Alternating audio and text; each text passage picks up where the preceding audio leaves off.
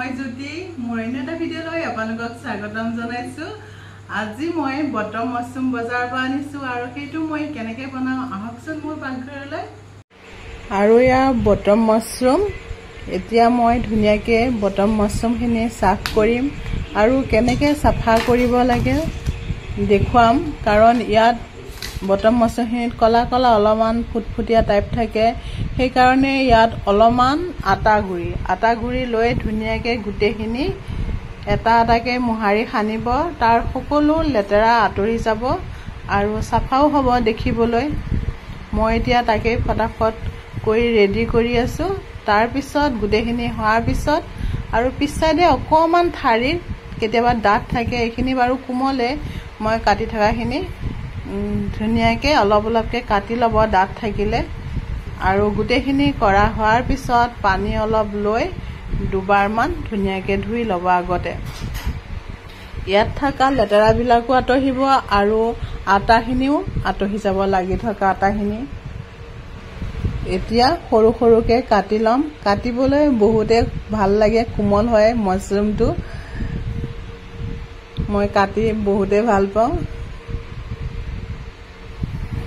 মোৰ গোটেইখিনি কটা হৈ গ'ল। এতিয়া প্ৰথমতে মই ইয়াত নিমখ অলপ দিম, কাৰণ এইখিনি অলপ সময় সানি পেলাই থৈ দিব লাগিব। তাৰপিছত অলপমান হালধি দিছোঁ আৰু অলপমান কৰ্ণফ্লাৱাৰ দিছোঁ। তাৰপিছত অলপমান কাশ্মীৰ জলকীয়া পাউডাৰ, তেতিয়া কালাৰটোৰ অলপ ধুনীয়া কালাৰ এটা আহিব। গোটেইখিনি এতিয়া অলপমান ইয়াত ৰিফাইনো দি দিছোঁ আৰু গোটেইখিনি একেলগে ধুনীয়াকৈ সানি থৈ দিম অলপ সময় কাৰণে। বাকী বস্তুখিনি মই ৰেডি কৰি লওঁ। আৰু এয়া মই মছলা পিচিলোঁ, নহৰু আদা আৰু জলকীয়া একেলগে পিচিছোঁ মই। আৰু পিঁয়াজখিনি ডাঙৰ ডাঙৰকৈ কাটি লৈছোঁ আৰু আলুখিনি বইল কৰি থৈ দিছোঁ।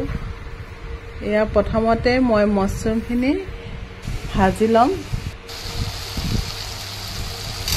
তাৰপিছত ইয়াত কাটি থোৱা ডাঙৰ ডাঙৰকৈ পিঁয়াজখিনি আৰু বইল কৰি থোৱা আলুখিনি দি একেলগে গোটেইখিনি লৰাই ল'ম।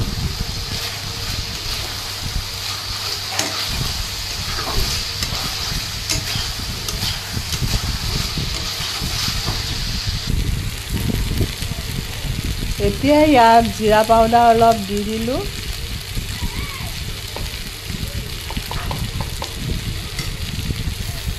আৰু অকণমান হালধি দিছোঁ, কাৰণ মই সানোতেহে হালধি দিছিলোঁ। ইয়াত আলুখিনি আৰু পিঁয়াজখিনি মানে তৰকাৰী কালাৰ আহিবলৈ হালধিটো লাগিবই, সেইকাৰণে আৰু অকণ হালধি দি ধুনীয়াকৈ লৰাই লৈছোঁ। তাৰপিছত পিচি থোৱা নহৰু আদা আৰু জলকীয়াৰ পেষ্টটো ইয়াত দি দিলোঁ।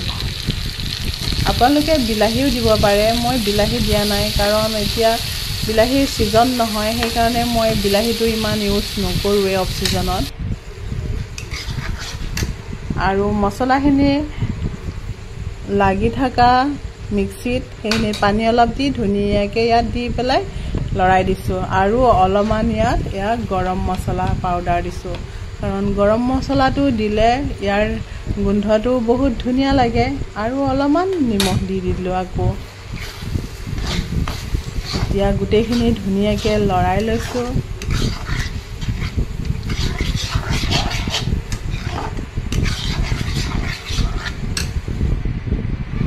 এতিয়া লৰাই পেলাই হ'লহিয়ে, পানী অলপ দি ভালকৈ অলপ সময় সিজিব দিম। বেছি টাইম নালাগে, মাছৰুম বনাওঁতে বহুত কম সময়তে হয় বস্তুখিনি ৰেডি কৰি ল'লে। আৰু এয়া মোৰ পানী দিয়া হৈ গ'ল। এতিয়া অলপ সময় ঢাকি থৈ দিম, উতলিব লাগিব। আৰু এয়া মোৰ উতলি আছে মাছৰুম। এতিয়া কস্তুৰী মেথি অলপ দি দিলোঁ ইয়াত আৰু অলপমান বাটাৰ দিম। বাটাৰৰ চেণ্টটোত মাছৰুমখিনি ভাল লাগিব খাবলৈ। আৰু এয়া মোৰ ৰেডি হৈ গ'ল খাবলৈ। এতিয়া গৰমে গৰমে ভাতৰ লগত খোৱা। আৰু আজিৰ ৰেচিপিটো যদি ভাল লাগিলে আপোনালোকৰ লাইক কমেণ্ট আৰু শ্বেয়াৰ কৰিব। আৰু আপোনালোক যদি নতুন হয় ফ'ল' আৰু ছাবস্ক্ৰাইব কৰি দিব।